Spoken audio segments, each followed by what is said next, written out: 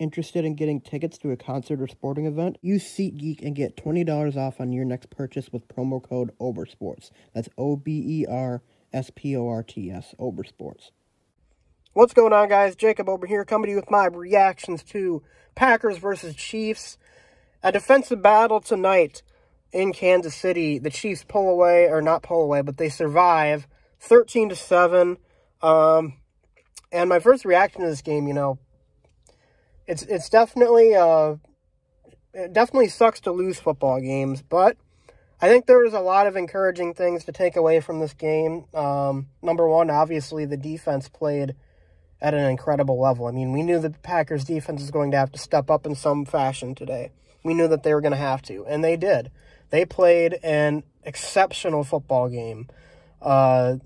They were put in some really tough situations, and they made the most out of it. And they, you know, despite not getting a takeaway in this game, I mean, holding the Chiefs to only 13 points is just, it's impressive. As disjointed and dysfunctional as the Chiefs' offenses look this year, to still hold them with all those incredible skill position players to 13 points is, it's amazing. It's a great takeaway from this game. You know, the Packers defense played at a championship level today, and that is something that I have not seen a Packers defense do in, God, maybe since the last year we won the Super Bowl in 2010. I mean, the Packers defense played great. They really played great in this game. After that, though, you know, there's really not any positives to take away. I mean, if I'm being honest, you know, the swing in this game probably comes from the special teams. I mean, this was the worst special teams performance that I can remember from a Packers team. And I've seen many horrendous performances from the special teams as a Packers fan. All of us have. But today it was one of the worst. I mean, they single-handedly cost us, let's see, at least 9 points. At least 9 points. And if it wasn't for our defense, it could have been more than that. But, I mean, you look at the missed field goal. I think it was on the second drive of the game. Yeah, the second drive of the game, the missed field goal by Crosby. A field goal he's made a million times before. A 40-yarder, misses it to the left. And Bajorquez, when he got the snap, I guess he didn't spin the ball, which is what you're supposed to do, because you're not supposed to kick the ball with the laces pointed at you. You're supposed to kick it when they're pointed away from you.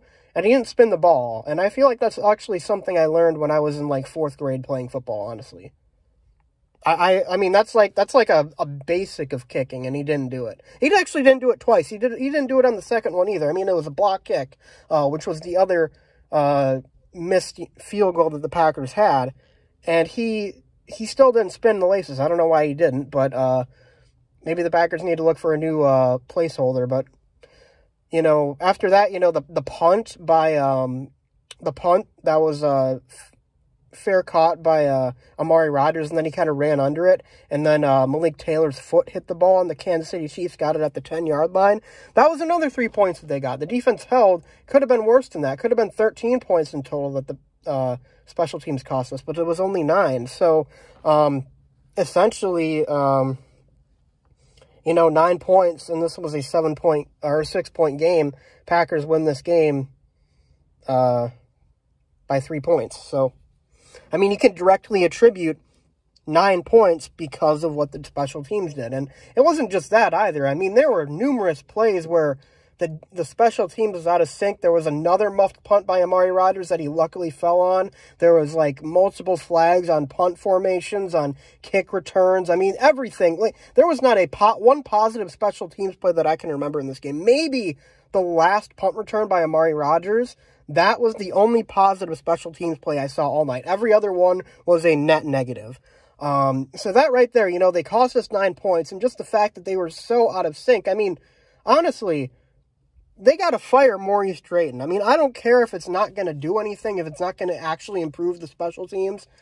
Fire the guy. I mean, we've seen it every single week at this point. Every single week, the special teams is just dog shit. It's bad. It is really, really bad. And it's like eye-gougingly bad to watch. And today was the worst of it. and it legitimately cost us the football game. So, you know, they got to do something. I mean, it's just been atrocious all season long, but they just have to do something about it, you know. I mean, you just can't sit there on your hands and expect it to get better, because it's not. But and I don't expect, you know, firing the special teams coordinator automatically make the special teams better, but I mean, it's something. It's holding somebody accountable for this. It's a mess. It's an absolute mess. But, you know, as for the offense, Jordan Love played predictably for a young quarterback. I don't think he was as bad as some people were saying he was, but I also don't think that it was an encouraging performance either. I mean, he wasn't atrocious. He wasn't. It wasn't like the Packers couldn't move the ball. It wasn't like they couldn't throw the ball downfield, because they could, and they did multiple times in this game. He's just inexperienced. I mean, a lot of what he did today, he missed a few throws, yes, but a lot of the negative plays that he had today were because of the pressure, because he was simply inexperienced. I mean, he had some plays. There was one where he fumbled the snaps. He's not ready. The guys aren't set. Not everybody knows the play. The interception he threw was, you know, that was terrible. I mean, it was a terrible throw, but there were some positives from what he did too. I mean, I think he had some really nice throws as well. And the 4th down and 5 touchdown to Lazard was a great throw. And it was a great play by Lazard too, to make his defender miss and score the touchdown. But there was a lot of, you know, missed reads. He was throwing the ball into tight coverage when he had another player open.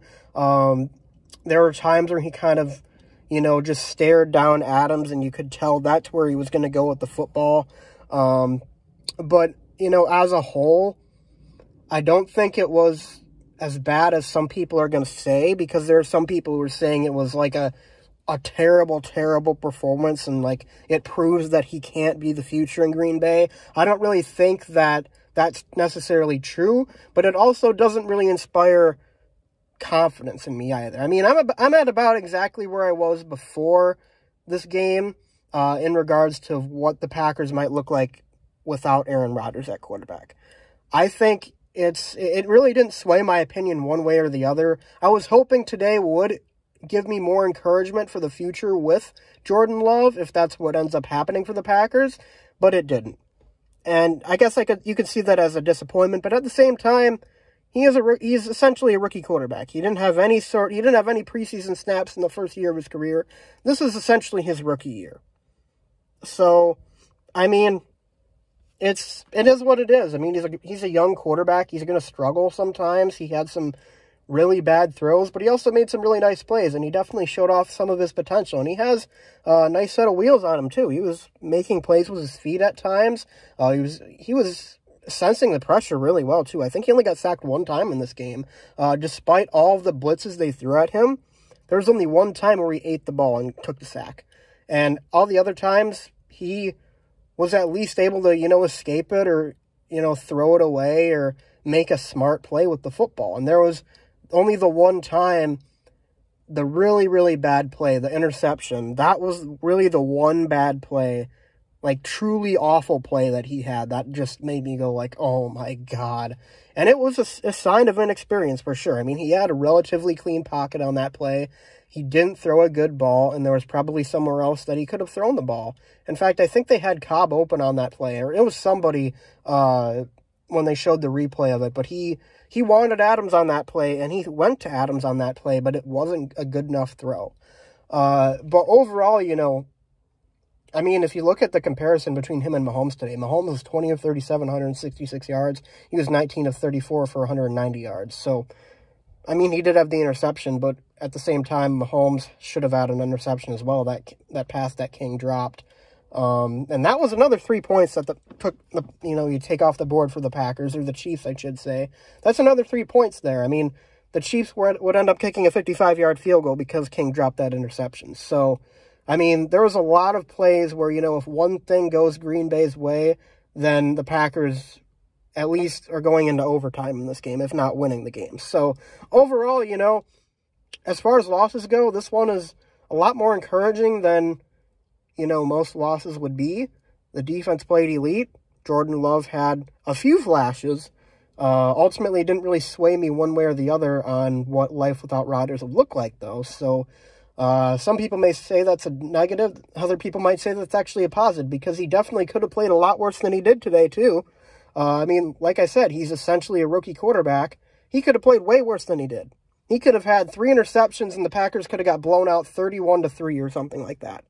Instead, the Packers had a chance. It was 3rd and 10, and Mahomes made a Mahomes-like play to end the game. But the Packers had a chance at the end of the game to get Jordan Love the ball back, and if, a miraculous drive occurred, the Packers would have walked out there with a win. So, it wasn't as good as I had hoped, but it definitely wasn't as bad as it could have been. So, in a way, that's something that could be encouraging taken away from this.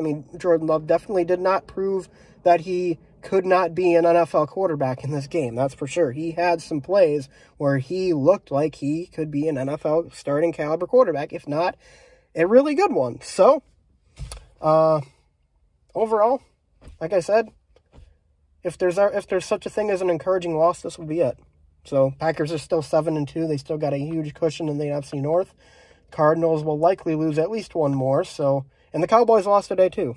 So, there is definitely a pathway for the Packers still to that number 1 seed, and Aaron Rodgers comes back next week, you would hope, and look at that, you're right back on schedule if you beat the Seahawks. So, anyways, guys, though, that's all I got to say in this video. Definitely an eventful game, lots to talk about for it, but overall, it could have been a lot worse, and the defense played elite, and Jordan Love didn't look like a horrendous quarterback for the most part.